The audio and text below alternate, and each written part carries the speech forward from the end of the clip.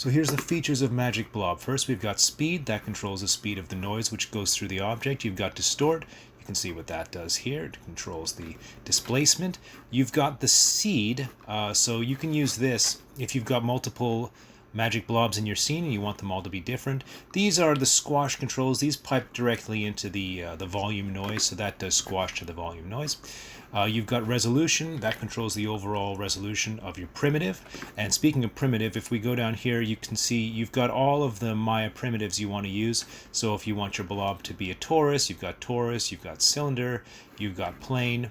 That brings me to the next part. Since toruses and prisms and planes all have different attributes, they're all wired into these 5 attributes here. So these control different things depending on what your primitive is. So for primitive, attribute 1 is that, and that, and that. I think cube only has 3. If you change it, however, to say something more complicated like the helix, then you can see your attributes all control the different attributes of the helix. I think this one uses all 5.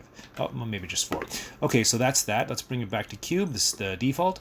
Next down the list, we've got Spherify. Spherify basically just takes whatever primitive you've got and sort of like bulges it into a sphere. Can be useful if you want to keep to a blob, but if you want to work with primitives, you can turn that off, especially if you're working with plane. Say if you want to have a, work with a plane without having it bulge into a circle like that, maybe you want to have Spherify turned off. So that's Spherify. We've got random spin here. This is connected to an expression that controls the orientation of your primitive object. It doesn't change the rotation of your object. It changes the orientation when it's when it's built. So you crank this up, and if you want your mesh to move around a bit, you can add to that. So that's random spin. Implode connects to the implode of the volume noise. So that's, if you know about volume noise, you know what that does. Frequency, this connects to the the frequency of the color. Oh yes, we've got this is where the shape attributes end and the color attributes begin. So here you can control the color of your Magic Blob. Whoops, deform amount, that's connected to the amplitude of the noise. You've got your color. This is connected to kind of like a ramp.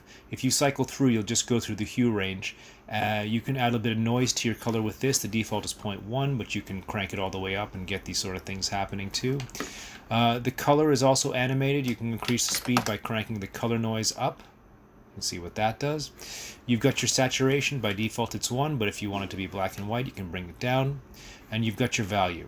So basically, color is hue, saturation is how gray it is, and value is how black it is. So you can control your colors that way. Opacity, that's pretty much self-explanatory, except there's 2 different types of opacity. You've got hard and soft opacity.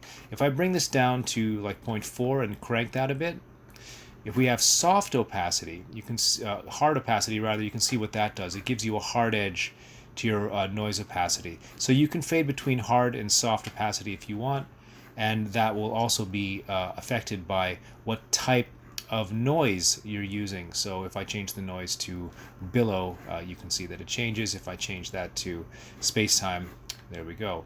Did I mention that? You can choose which type of noise you want to have. The Maya defaults, Perlin, billow, volume, wispy, da-da-da-da-da. I want to include a couple custom options in the future. That's going to be for a later release. What else have we got? Color. Emission, I think that's incandescence if you're using the Fong, and emission if you're using the Arnold shader. The rig comes with 2 shaders you can use. And then finally, you've got this one here, texture follow rig. So you can see if I move the rig around, it kind of like moves as one thing, but it's kind of neat if you say texture follow rig is 0.